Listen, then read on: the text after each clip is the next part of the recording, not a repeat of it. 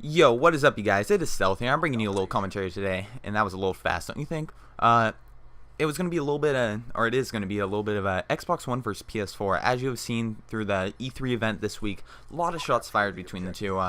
Definitely a big one by PS4. I'm going to play this in the commercial for you right now. This is how you share your games on PS4.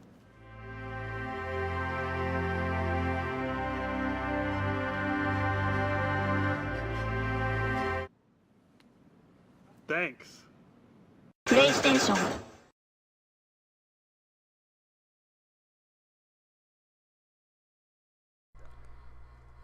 Wow, that was pretty harsh, I gotta admit. I started cracking up when I first saw that. I'm a big Xbox fan, but definitely a bit of a comeback, I gotta say, PS4 has been making with their new console. Sound a bit extravagant right there. Clear my throat. PS4 has shown that they're definitely bringing a big push towards Xbox One, with the Xbox One not releasing, but revealing that you're not going to be able to share games between friends and all that without your friend having the game already. And if you do share it, they're going to have to buy it over their Xbox with a credit card, whatever. So yeah, I want to bring up some info that I have through the LA Times and other people. So yeah, this is going to be through the LA Times prices. I want to put links to where I got these in the description, so there's no, what's it called? I don't remember. So I can just give them credit for what they have and where I'm getting all this info, so you guys can go check it out yourself if you want to see it for yourself, you know, just in case you don't get enough from my little awesome commentary here. So yeah, starting off with the PS4 price, it's going to start off at a bit of a price, but it's definitely reasonable. $400, $399.99 for you people in the US that are very, very precise on your price. For those of you in the UK, Europe, Australia, I don't know the exact price of what it's going to be. It's going to have 500 gigabytes of RAM, 8 gigabytes, or sorry, I'm going to switch that around. 500 gigabytes of hard drive and 8 gigabytes of RAM with an optical drive that will play both Blu-ray and DVD discs. This is going to be the exact same for the Xbox One, but the price is definitely a whopping $500. A bit expensive for what they have, and it's going to be worth it if you always have internet. Because as you've seen through these events, E3, blogs, whatever you look at, you're going to have to be online 24/7. There's going to be exceptions, and as I'm looking right here through this person's thing, it says, oops, I spit on my screen. 24 hours offline is the max that you can do on your primary console, meaning you can be offline for a max of 24 hours on the console that you own at your house or wherever it is. And you can be online for a max of 1 hour at your friend's house or family's house, whoever else has an Xbox One. PS4, you can always be offline if you don't have online, which I think is definitely a bit better. No biased opinions here. I love the Xbox One, Xbox itself. Let's see. We'll read off a little bit of a description that it shows right here. New DualShock 4 controller has a touchpad and a headphone jack built-in speakers, and this compares to the Xbox One's controller, which new controller adds vibration to the triggers. I don't know if that's going to help anyone. It has concaved sticks compared to the PS4's dome sticks. I don't know if that's going to be a tactical advantage or play the same, whatever. Controller size, the PS4 is probably going to be around the size of iPhone 5 lengthwise, and as big as probably 2 iPhones stacked together. No, it's actually going to be smaller than that. I'm sorry, like 1 1/4 iPhone. I'm comparing it to an iPhone because it's smaller. I believe it's going to be around almost 8 inches long. If I'm wrong about that, tell me in the description or comments. And around 4 or 5 inches tall. The Xbox 360 controller is going to be smaller than what it is now. I don't know if that's going to be a problem for people like me. I have big hands. They already interlock in the back. So I don't know if having a smaller controller is going to restrict movement or what. The D-pad is where it usually is on the left side, but it's going to be in more. Like for the Xbox One, or I mean the Xbox 360 now, it's out and you can move it around freely and such, but Xbox One, it's going to be just pushing in, sort of like a button. It's going to be in the little concave part of the controller. I'll have a picture up too, so if I'm not explaining it well, you guys can see for yourself. PS4 has a touchpad. It's going to be for touching the screen in case you don't want to move your fingers. Or I don't know what it's for really. Sort of a little addition though, so you can just tap stuff on the screen, surf the web. I'm pretty sure they're going to have instant web surfing on there, such as the Xbox One. Xbox One's going to have a home button on the very top instead of being sort of towards the center between the ABXY and the thumbsticks. The little two buttons on the left and right, I'll put in the description what they are because I'm not sure what they are at the top of my head, or it doesn't really say in what I'm reading. Talk about the Kinect. The Kinect could be a positive if you find voice commands convenient. Also, if it's useful too, it can be enjoyable. Physical games like Dance Central, Nike Training, those are going to be some games that are added in. First games that they're going to put out, actually. The Kinect could be a negative, though, if... sorry, let me read this straight off because it's sort of hard to put in my own words. The Kinect could be a negative if the idea of a mandatory machine that is always listening makes you think of HAL 9000, which is like, if you guys ever watch Epic Rap Battles of History or whatever, it's that little machine that Steve Jobs went into, got like a red ball or whatever. The console will be compatible with phones and tablets with the Smart Glass app, which is on, or it's available with Apple products, and also I believe on some Android.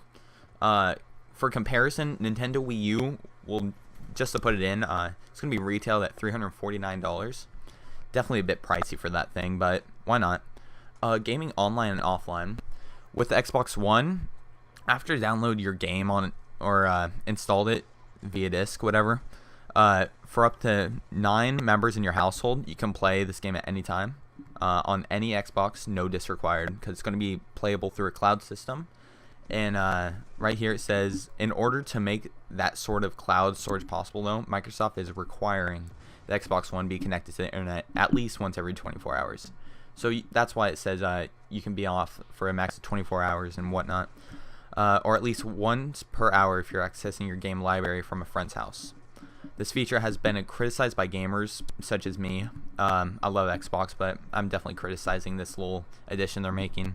By gamers who can't afford at-home internet access or live in areas where a reliable connection is unavailable. Like me, I don't have the best connection. I disconnect a lot, but I don't really find that it should be important. Like, I have connection all the time. I don't find that a problem for me.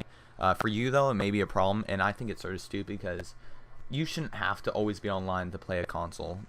Every console that someone's made, you don't have to be online.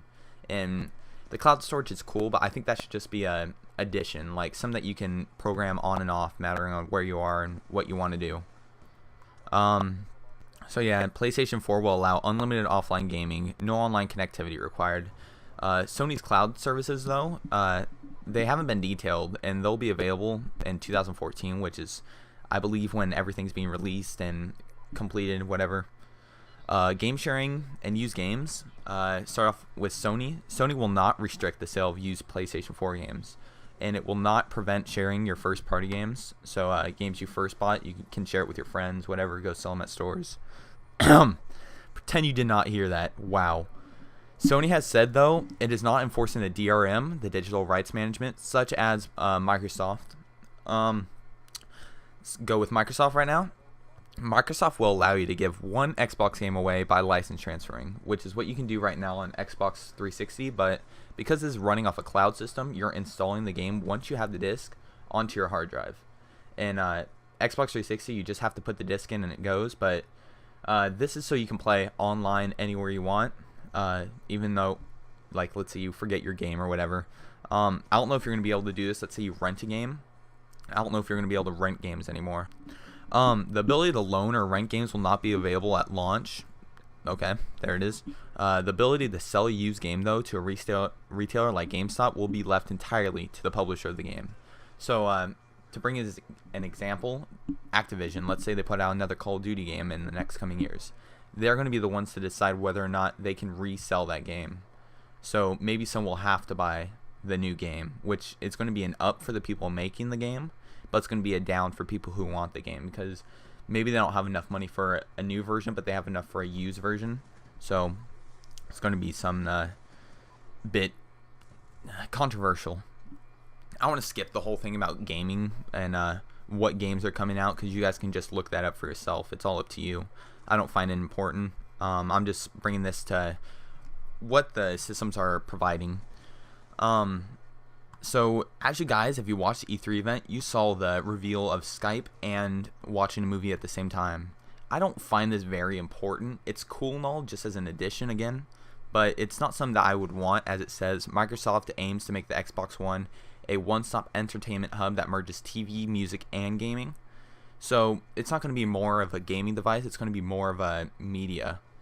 It says gaming, but it's definitely going to be faced a lot towards media as soon as you go on. As you've seen through screenshots of the whole thing, you've seen like maybe 2 of gaming and possibly I think it's around like 8 of the dashboard and the media and whatnot. Microsoft says the new console will work with your cable box. See how it keeps bringing up all this stuff? It's definitely headed towards media. It will feature its own TV guide and will be able to jump among games, Skype movie games, television, and the internet. Which I don't think it should be important if you're Skyping and playing games. Like, I don't find that a problem. But when you're jumping between a movie and a game, I don't find much of a point in that. That shouldn't even be a add-in. It's sort of a stupid idea. The console will allow you to game and watch a movie simultaneously, or to Skype with your friends while you play. So it's not going to be like you can do 3 things at once, but you can do. I'm pretty sure you can do 3 things at once, but I don't find it important. So I'm just going to bring up the fact that you're going to be doing 2 things at once for the most part. Watching a movie and gaming, that shouldn't even be a choice. I don't think people should be doing that, or I'm not saying you shouldn't be doing that, but it's not something that most people do. So, yeah, but watching a movie and Skyping and all this other stuff, Skyping while playing a game, that's possible. It's a cool idea. Then you got some votes here I want to bring up on the screen right now. It's going to be the votes between the consoles. I want to start off with the Wii U as it shows from top to bottom. Wii U has gone 1.95% voting rate for what they're going to get. Sony's PlayStation 4, on the other hand, 63.29% votes. Way whopping over Microsoft's Xbox One, 27.36% votes.